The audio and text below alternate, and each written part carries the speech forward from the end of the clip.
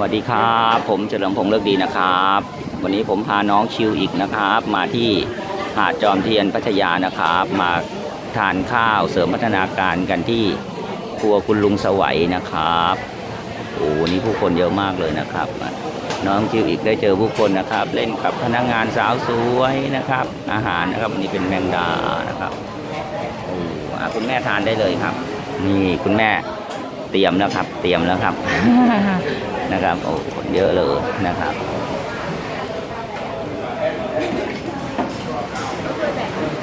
โอ้นะครับเดี๋ยวทานเสร็จก็จะพาน้องไปดูที่ทะเลต่อนะครับครับผมหลังจากทานอาหารเสร็จนะครับพาน้องชีวิตมาดูทะเลนะครับอายุเดือนแล้วนะครับพามาชมทะเลหาดจอมเทียนนะครับร้านลุงสุวรรณนี่ย้อนแสงนิดนึงครับก็เลยมืดนะนี่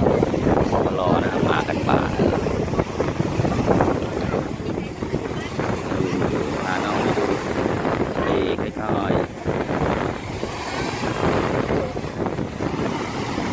คืออยู่กับมาทะเล